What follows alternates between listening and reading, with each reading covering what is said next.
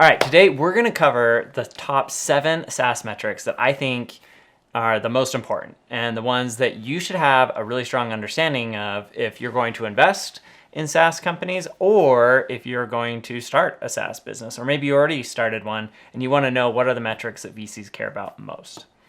All right, so the first one is probably the most important and probably the one you hear the most, and that is ARR, or annual recurring revenue. Now, the idea behind annual recurring revenue, the reason it's so important is because it's the thing that makes SaaS the most interesting to invest in. It is the revenue that contractually customers are going to pay you year after year after year, as long as they remain customers within your business. And that gives you a ton of visibility into the future revenues of your business. It also gives you insight into how much you can spend and budget based on those customers. Maybe you're trying to decide how much money you should spend on marketing, or when you'll be able to go profitable, or how many more people you can hire. All of that is going to be based on the revenue that you're forecasting into the future. And the more predictability you have into forecasting that revenue means that you can theoretically do a much better job forecasting those expenses and future growth and so on and so forth. And that gives you a huge advantage over your traditional businesses that don't have a recurring revenue part of the business. The other advantage is that if you have recurring revenue, you're not trying to go out and capture that revenue every single year, because you captured it once and it going to keep coming in year after year after year, which also gives you a level of predictability that's incredibly helpful. Whenever I'm meeting with an entrepreneur in the SaaS space, that is the number one question that I'll have on my mind is, what is your ARR? It gives me a really good feel for where the company is at, how fast they've been growing, right? Especially if I know how old or how long they've been around in business. It usually gives me an idea of product market fit, or at least like directionally, like, hey, customers really like this product because there are a bunch of them that are spending money here. And it also gives me some idea of, where the company is going and where the potential is. So ARR, number one, most important metric. That's probably no surprise because it is the one everybody talks about. The next one is one you probably hear a lot about, and that is your churn rate. Now, churn is incredibly important because I can have really high ARR, but if I'm losing customers, a ton of customers every month, then is it really like recurring, right? Like if I come to you and I say, oh yeah, I've got $1 million of ARR, but I have 100% churn rate, then that means the next year I got to go, if I want to grow to 2 million in ARR, 2 million in revenue, I've got to go find another, $2 million worth of customers, because I'm starting from zero if all my customers churn. And so churn rate is incredibly important. At its most basic, your churn rate is the rate at which customers are leaving the product or service that you are offering, right? They're canceling their contracts, they're not renewing, whatever it might be. But churn can be further broken down into logo or customer churn and revenue churn. And it's important to understand which one a company is referencing when they talk about their churn rate. Now, a logo or customer churn is, if I have 100 customers and I have 5% churn, well, then that means that on an annual basis, right, especially if I'm calculating churn on an annual basis, that 5 of those 100 customers are going to leave. On the other hand, revenue churn refers to the amount of revenue that's lost. And so if I have, 100 customers and each of those customers is paying me $10, well, then I'm generating $1,000 in recurring revenue. Well, if I have 5% churn rate, then that means that I'm going to lose like $50 of revenue. There are certain scenarios, especially in enterprise software, where you can have 2 different churn numbers that are wildly different. So you might have logo churn of like 5%. So every year I lose 5% of my customers, but the runs that remain, the other 95 customers, they spend more than they did the year before, because maybe they grow the size of their contract, they add more seats, more users to the platform, maybe they add on a new product that you offer and you charge more for. So it can be the case where you lost 5 customers, but your revenue per customer actually went up, and so your churn actually flips and becomes negative, right? In other words, you have what's called negative churn, or where the amount of revenue that you lost from the customers that left your platform is more than offset by the customers that stayed and increased their contract size. Now, understanding both is really important because if you're not careful, you could say, oh yeah, we have negative churn, of like negative 10%. Or in other words, the customers that stuck around with us, the amount they spent with us increased, by enough that it's 10% more than the aggregate of what we lost. So maybe, the customers that left decreased revenue by 5%, but the customers that stayed increased revenue by 15%. And on a net basis, you have an increase of 10%. And you might think, oh, well, this is awesome. Like the business basically has no churn and we should spend every single dollar we have to acquire more customers. But it might also be the case that like their logo churn is really high. And over time, what'll happen is you will be fighting and you'll be spending more and more money to acquire more customers. And even though it looks like on a net basis, things are going really well, your customer acquisition costs will go through the roof.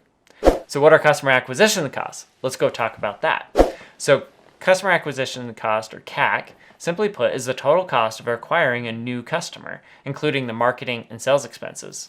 And this metric is incredibly important because it helps SaaS businesses determine the effectiveness of their marketing and sales efforts and can be used to maximize and optimize these efforts to generate a really good return on investment.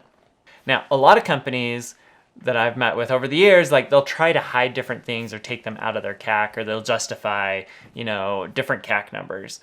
From my experience, every single dollar that's related to acquiring that customer should be included in CAC. So sometimes you'll have them say, oh, well, we just look at like sales reps. These sales reps, we paid them this much and they generated this much in new revenue. So, that's our CAC is what we paid them. But they're not taking into consideration like their marketing expenses and some other, related expenses that really should be tied into CAC. So make sure that when you're evaluating what your CAC is, both as an entrepreneur or an investor, that you really dig in and try to understand what that total number is.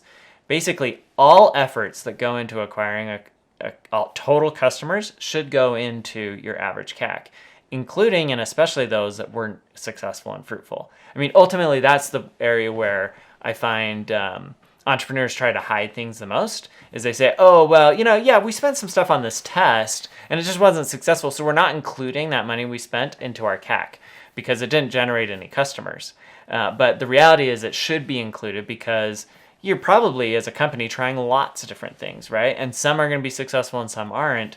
And you're going to have to constantly be iterating and testing things as you try to find new pools of customers to go after. And if you're not including it, then, there's this expense, this investment that you're not fully capturing that you're going to have to continue to pay into the future. Another aspect of CAC is payback period, and we're going to cover that in more detail later on in the video, so stay tuned. All right, the next really important metric is lifetime value of a customer, often known as LTV. LTV is the estimated total value of a customer over the entire period of their relationship with the company. This metric is important because it can help SaaS companies determine the optimal level of investment in customer acquisition and retention, and can be used to identify the most valuable customer segments. The basic equation here for LTV is dividing the average revenue per customer by the logo churn rate. So for example, if my average customer is paying me $100 per year, and I'm churning about 5% of those customers every year, then my lifetime value would be about $2,000, right? 100 divided by 5%. Now, LTV is an incredibly important number for a lot of reasons, and not just for SaaS businesses. I remember when I was in college, I heard this, like LTV was just like coming out as this general concept for all businesses. And the argument was that, a lot of people are like, well, I can only spend so much on marketing to acquire this customer because I still have to cover like cost of goods sold and I have to cover operating overhead and, then I still want to generate a profit. So, let's say, for example, I sell a widget for $100. And my cost to produce that widget's $25, that leaves me $75. Well, and then I've got overhead of that, so maybe that's another $25, so that leaves me with $50. Well, a lot of people are like, well, if you want to have 25% profit margins, then you can only spend $25 on marketing. And the idea here was, if you really understand though that customer might come back in a year from now, right? Then you could spend more on marketing, because the next time they come back, you're not spending to acquire that customer again, right? That's all gravy. And so that what that does is that pushes you to provide a very high quality product, a really great experience, but also one that isn't like a one-time purchase, so that customers love the product and they come back to keep buying that same product or other products from you. You can look at the lifetime value of the customer, and then that would allow you to spend more on marketing that first go. In fact, you might lose money on the customer the very first time they buy from you, as long as you have a high degree of confidence that they'll come back again and again and again. We had a company, we're an investor in a company called Urban Stems, and Urban Stems sells flowers, right? So LTV, super important, particularly for SaaS businesses, because they're looking at this recurring revenue that comes in every year. And so you want to make sure you understand how long that revenue is going to come in from that customer, because again, it gives you insight into how much you can spend on marketing and how to budget and plan for other parts of your business. All right, the next one is simply the combination of LTV and CAC through the LTV-CAC ratio. This ratio represents how much revenue a customer brings in versus how much it costs you to acquire them. An LTV-CAC ratio of 3x would therefore mean that you make $3 for every dollar you spent to acquire that customer. Technically, every customer has their own individual CAC, and knowing that number can help you determine who your ideal customers really are. Generally, you want to be around a 3x. Lower, and your product might either have too high of churn, might not be priced appropriately, you might be spending too much on CAC to acquire them. There could be a lot of issues. Generally though, sub 3 makes me think that either you are overspending or that you don't have true product market fit. The flip side though is sometimes we'll have entrepreneurs come in and they'll be like, we have an LTV to CAC ratio of like 30x. And those should also cause you pause, because one, they're probably not calculating it correctly. It's very rare to have CAC to LTV ratios that are that high. And the other issue, and this is probably a more important one, is that if you have really high LTV to CAC, what might actually be happening is you are underspending on marketing. So let's say you have two companies, one has an LTV to CAC ratio of 10 and the other one has an LTV CAC ratio of 3. Well, it could be that other company looks worse on the metric because they're like, oh, well, 10's definitely better than 3. But it may be that the other company is spending a lot more money because they see this as a land grab. I need to get all the customers onboarded with me. Once they're on with me, they're less likely to switch to this competitor. And so I'm trying to gather up as many customers as I can, because over time, I'm going to make $3 per dollar. And so I should be spending all day long to acquire as many of those $3 customers as I possibly can. Whereas the other company that's generating a much higher LTV to CAC ratio might be underspending and might be being left behind and ultimately put out of business by this faster, higher spend competitor. Which is part of the reason why a lot of companies have been spending a ton of money in SaaS over the last few years. If this is helpful or you have more questions on how this all works, throw them down in the comments below so I know what additional videos I should make to cover some of these things. Next one I want to cover really quick is revenue mix. Now, sometimes you'll meet with companies and they'll be like, oh yeah, we're a SaaS business and ARR was $10 million last year. But then when you peel it back, what you realize is they've conflated revenue with recurring revenue, right? And ARR really is just the revenue that is subscription revenue that's going to be renewed every year, right? Because oftentimes companies will have a lot of revenue that comes in for providing different services. So for example, you might have training and onboarding and support and all of these other products that are sold, and so they're generating revenue, but they aren't really recurring, right? If I'm going to onboard a customer, I'm going to train all of their staff, that's kind of like a one-time expense. And on top of that, it probably doesn't have super high margins because I'm going to have people that go out and do the training, et cetera, and I'm going to have to pay those people.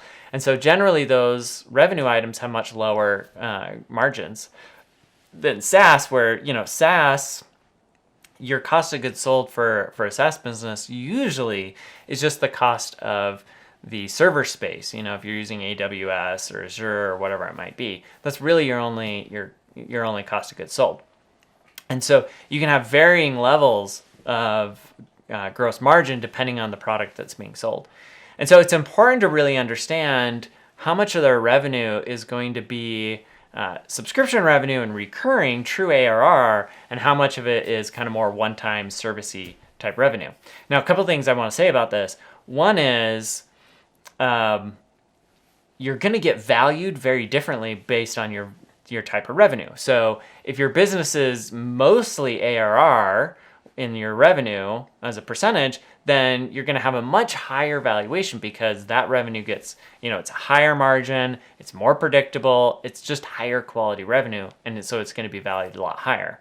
It's the case where like your services revenue might be valued at like 1 or 2x. Your one-time like services revenue might only be valued at like 1 or 2x, and your recurring revenue might be valued at closer to like 10x, right? So those can vary. The other thing I want to say really quickly is that sometimes you meet with companies and they don't have very much of one-time services revenue. And that should actually be a red flag to you, because if they're not spending to get their customers fully onboarded, trained, integrated, using the product, engaged, that might show up in higher churn rates a year or two from now. So especially when you're evaluating earlier stage companies, both types of revenue are important. Just make sure you really understand what that ratio looks like.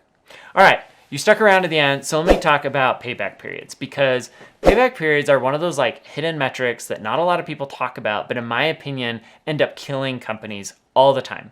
Because the number one killer of a business is that they run out of cash, right? You don't have cash, you run out of business. So this is where payback period becomes really important. In a SaaS business, the beauty of it is that you can spend a lot of money to acquire customers because you have visibility into the future revenue of what they're going to generate, right? I mean, think about my example before. Like, let's say you have a business that generates 10 times the lifetime value relative to the CAC, right? So for every dollar I spend to acquire a customer, they are going to generate $10 over their lifetime. That sounds phenomenal, right? And in that case, it sounds like I should be spending every dollar I can get my hands on, right? I should burn a ton of money acquiring those customers because they're going to generate $10 for every dollar I spent. But what if I told you their payback period was 100 years, right?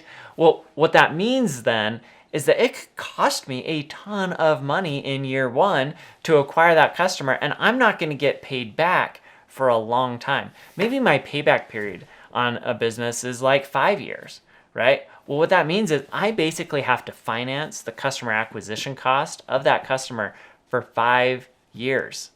And that can be incredibly hard on a business from a cash flow perspective. Now, when money is cheap and easy, right? So like you think about 2020, 2021, interest rates, all-time lows, tons of money in the market, super easy for SaaS businesses to raise money. There were a lot of businesses that were saying, hey, I'm going to take a bunch of money, I'm going to raise a bunch of money from investors, and I'm going to invest it. And even though my payback periods are like 5 years, it's okay because I can just go back and raise more money. And all I have to do is flash around this really sexy 10x LTV to CAC ratio.